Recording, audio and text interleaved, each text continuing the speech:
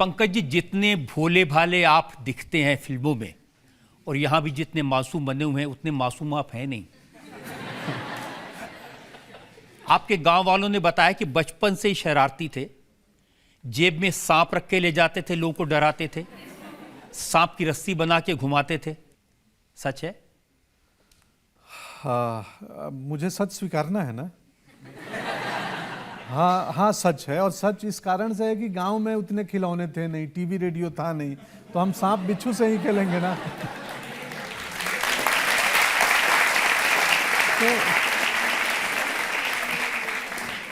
मैं 76 बॉर्न हूँ, तो 10 साल में 86 मेरे गांव में बिजली आई है, 15 या 16 में, नहीं 10-9 साल हो गए।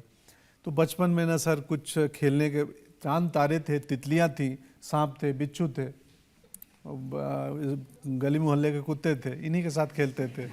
तो साइकिल पे सांप लपेट के ले आते थे? नहीं, वो एक बार दुर्घटना गलती से हो गई थी। वो लाया नहीं था। तो फिर कोई दुर्घटना गलती से हो जाए तो गांव में आके उसको बढ़ा चढ़ा के बोल दो कि मैंने बहादुरी का काम किया है। पेड़ से गिर गए और चोट लग गई तो बोले कि कूदे थे हम। दरअसल गिर गए थे। तो बचपना में ये सब कर लेते थे। और साइकिल के करतब भी बहुत दिखाते थे आप? हाँ हाँ, वो साइकिल का करतब दिखाता था, क्योंकि एक लड़का था वो भी साइकिल का करतब दिखाता था ना, तो वो लड़कियों में पॉपुलर था।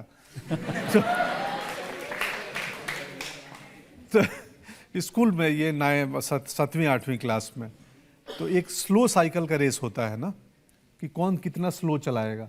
तो जो स्लो साइकिल रेस का विनर था ना, वो बड़ा पॉपुलर था। तो हम भी सीखने लगे थे कि अगले साल मैं विनर बनूंगा और मैं पॉपुलर बनूंगा। मैं हार गया, नहीं बन पाया था। इतना शरारती बचपना कि एक बार आपने कीड़े खा लिए। नदी में तैरना सीखना था मुझे, गांव घर के पीछे नदी है, तो एक पानी के ऊपर एक काले रंग के छोटे से कीड़ा, बहुत तेज पानी के सतह पे तैरता है वो। तो गांव के बड़े बहुत शरारती थे, जो बड़े भाई लोग, वो लोग बोले इसको पानी उठा के पी जाएगा तो तैरना सीख जाएगा, क्योंकि ये तैरने सीखने वाला कीड़ा है। तो हम उठा के 10-12 पी गए थे कि तैरना सीख जाएंगे। वो तो पेट खराब नहीं हुआ, यही गनीमत है। आप कह रहे शरारत नहीं थी, तो ये भी शरारत नहीं थी कि आप अपने जो रूममेट्स थे, जो हॉस्टल मेट्स थे, उनको डराते थे भूत प्रेत की आवाज़ निकाल के? ये तो सारे इल्ज़ाम मुझे मानने ही पड़ेंगे, क्योंकि सच ही हैं। हाँ, एक मेरा बैचमेट था, तो हम नींबू सिंदूर सुई ला के लगा के उसके, वो थोड़ा डरता था भूत प्रेत में बहुत, तो हम उसको डराने के लिए मैंने काम ये किया है। अब मैं आपको एक आपकी बड़ी शरारत बताता हूँ। आपका नाम था पंकज तिवारी, आपने अपना नाम बदला और साथ साथ अपने पिताजी का नाम भी बदल दिया। हाँ, ये बड़ी शरारत है। इतिहास में पहली बार हुआ होगा कि पिता को पुत्र का सरनेम मिल जाए। हाँ, वो 10वीं क्लास में मैं 10वीं का एडमिट कार्ड भर रहा था, फॉर्म इम्तहान का। तो मुझे तिवारी से ना, मेरे गांव में 2 त्रिपाठी थे, मेरे चाचा अपने त्रिपाठी लिखते थे, वैसे दोनों सरनेम एक ही होते हैं। तो वो अधिकारी बन गए थे सरकारी जॉब में। एक बाबा थे, तो वो प्रोफेसर बन गए थे हिंदी के। तो मुझे और जितने तिवारी सरनेम थे वो लोग पूजा पाठ कर्मकांड और खेती किसानी करते थे। तो मुझे लगा गुरु ये सरनेम का चक्कर है, मुझे किसानी और कर्मकांड नहीं करना है तो लास्ट ऑप्शन है, कुछ जीवन में नहीं होगा तो फिर ये तो अपना है ही वृत्ति। तो मैंने फॉर्म में अपना नाम त्रिपाठी लिखा, फिर लगा बाबूजी का तिवारी लिख दूंगा, पंडित बनारस तिवारी मेरे पिताजी हैं, तो क्या पता मेरा एडमिट कार्ड रिजेक्ट हो जाए कि सरनेम क्यों है। तो मैंने उनका भी सरनेम पंडित बनारस त्रिपाठी कर दिया। आपने बड़ा आदमी बनने के चक्कर में नाम बदला, लेकिन आपको तो जोशी ने बताया था कि आप एक्टिंग वैक्टिंग कुछ नहीं कर पाएंगे, आपका सिनेमा में कुछ नहीं चलेगा, आपके पैर में चक्कर है। हाँ, हस्तरेखा विशेषज्ञ थे। तो हाथ देखा, मेरे घर में एक शादी थी बड़ी बहन की, वो विदाई हो गई। तो शादी की विदा होने के बाद घर में थोड़ा सुना माहौल होता है ना, बुजुर्ग एक जगह बैठे हैं, बच्चे थोड़े दूर खेलते हैं, और वो सारी सजावट रहती है, लेकिन माहौल में सुनापन होता है। तो अचानक उस सुनापन को दूर करने के लिए मैं खेल रहा था, तो मुझे बुलाएगा, इधर आओ। और जयकांत, वो BHU से प्रोफेसर थे, देखा था हाथ है कर, वो हाथ देखते हैं।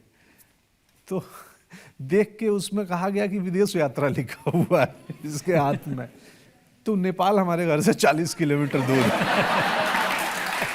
तो सबने कहा कि कहाँ जाएगा विदेश, नेपाल जाएगा ये। तो वो बोले नहीं, नेपाल तो हम लोग हस्तरेखा में विदेश की कैटेगरी में नहीं आता है, क्योंकि ना वीज़ा ना पासपोर्ट, आप चले जाओ नेपाल या आ जाओ। बोले ये बाहर है। तो ये बातचीत चलने लगी कि ये करेगा क्या, कि इतना विदेश यात्रा इसके हाथ में है। तो मुझे सर एयर इंडिया का मेंटेनेंस स्टाफ बनाए वो लोग। इस निर्णय पे आए कि एयर इंडिया में मेंटेनेंस स्टाफ की नौकरी करेगा, पायलट क्रू मेंबर नहीं बनाएगा। मैं बोला यार कल्पना में भी मुझे कुछ बेहतर पोजीशनिंग दे दो। तो और उसमें था कि तुम्हारा एक्टिंग वैक्टिंग में कुछ नहीं होगा, बाद में वो इलेक्ट्रॉनिक्स में हो सकता है, बोला टीवी की दुकान का सेल्समैन बन जाएगा। तो एक्टर का स्क्रीन पे आएगा इसकी संभावना मेरी लाइफ में कभी भी नहीं थी। तो एक्टिंग का जो सिलसिला है कहाँ से शुरू हुआ? भीतर से। पहला मौका कहाँ मिला? पटना में मैं भी विद्यार्थी परिषद के एक आंदोलन से 2 दिन गिरफ्तार होकर लौटा था। तो वहीं साथी दोस्त थे, बोले रे नुक्कड़ नाटक उधर है, कुछ चलो देखने। तो मैं देखने गया और देख के बड़ा अच्छा लगा।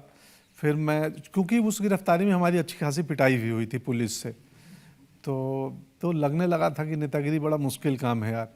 हाँ, कि लाठी चार्ज भी होते रहता है। तो मैं नाटक देखने लगा था और देखते देखते मुझे बहुत प्रभाव हुआ नाटकों का। मैं एक आध नाटक में रोया भी देख के, परफॉर्मेंस कुछ एक्टर का। तो पटना में एक साइकिल स्टैंड था कालिदास रंगालय के बाहर, तो उसके जो इंचार्ज थे सुनील जी, तो मैंने उनसे बोला कि मैं रोज जाता था नाटक देखने रेगुलर, कि मैं करना चाहता हूँ। तो बोले ठीक है मैं मिलवा दूंगा। तो उन्होंने एक ग्रुप से मुझे मिलवाया पटना में कि एक लड़का है, बड़ा अच्छा दर्शक है, रोज आता था मैं नाटक देखने, जब नाटक हो हर दूसरे तीसरे दिन।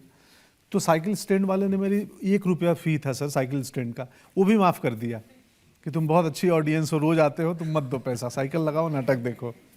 तो उन्होंने मौका दिलाए थे।